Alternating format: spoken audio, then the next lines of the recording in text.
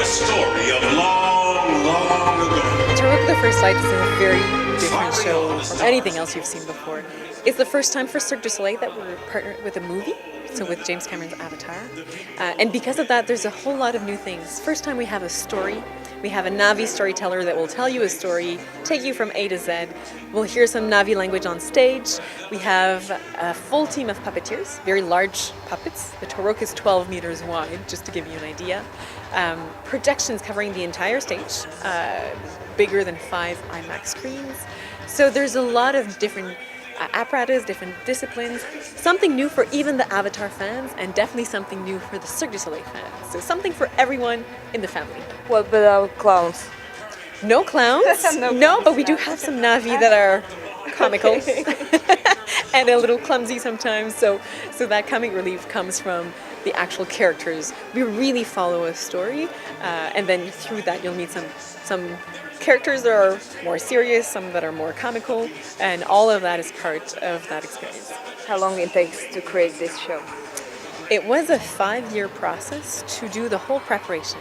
It's a prequel. It happens 3,000 years before Avatar. So we had to decide, okay, what will be the characters? We created new creatures also. What will be the story? What will be everything, the set design? So 5 years of preparation, and then we had a few months of creation, and 3 months creation really in the actual set with everybody there. And now we've been touring around the world for over 3 years, and tonight it's Bratislava. My last question, what Cirque du Soleil means to you? Cirque du Soleil to me, personally? Cirque du Soleil for me was a dream, and I think it's the case for a lot of my colleagues as well. It's one of the world leaders in global live entertainment, and you know that you have that high quality. You work with people from around the world. We have over 20 different nationalities on this show, and everybody's at the top of their game. It's so inspiring to have acrobats and to have, technicians that know and understand and do all the props and do all the sound, and everything comes together to create this show so that everyone can come on this journey with us for 2 hours and forget about their lives or their problems or anything and just go on this journey on Pandora with us. And to me, it's a very special experience to live all together.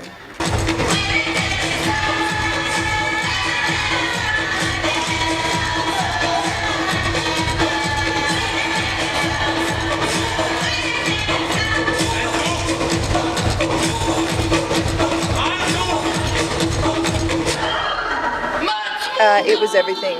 Cirque du Soleil was my dream since a young girl, so to be here is a complete dream come true and a life goal that I had always hoped I'd reach, and now I'm here just living it and really enjoying the journey. What is the most difficult part of your work? That's a good question. I think this show, in comparison to other Cirque du Soleil shows, we're on stage 90% of the show. So you don't just perform your act and go off stage to have a drink before the next thing you do.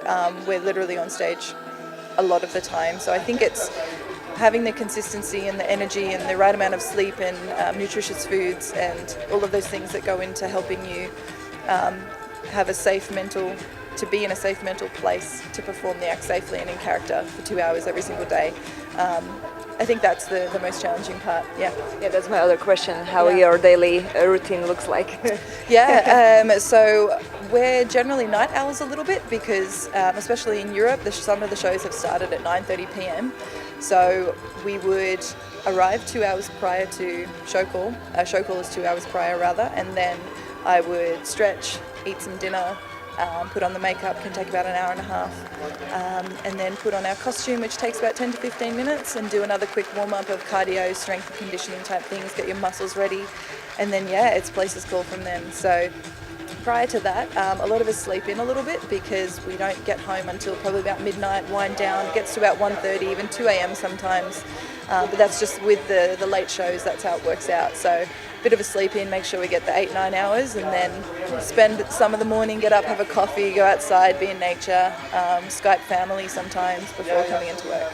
Is it possible to be with family and also work because you are travel all over the world?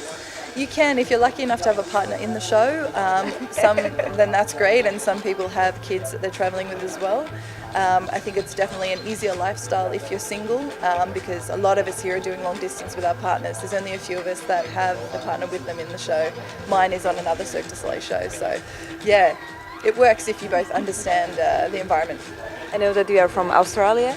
Tell us a little bit about your background. Yes, I am from Australia. I'm from Sydney. I started in circus when I was quite young, actually, and moved into gymnastics, dance, trampolining. And then from there I moved to Canada to train with specific coaches that would help better my standard to be ready for a Cirque du Soleil audition. Prior to that, I was undergoing a 2-year contract in Sydney and a freelance performer around Australia and Asia. Wow. In this show you will act in 5 different parts of acting. I'm not sure. Yes. Tell us more about that. I am in I'm in all of the clans in the show. I won't perform in all 5 every day because that's just too tight and too much work. Yeah. So generally I'm in 3 acts to 4 acts per day, ranging from aerial to harness to kite or flower manipulation, character work, parkour. So it's nice. My track changes every day and I enjoy the challenge of being thrown into stuff 10 minutes before if need be. So generally we have more time than that, but that's in last case scenario. So yeah. Thank you so much.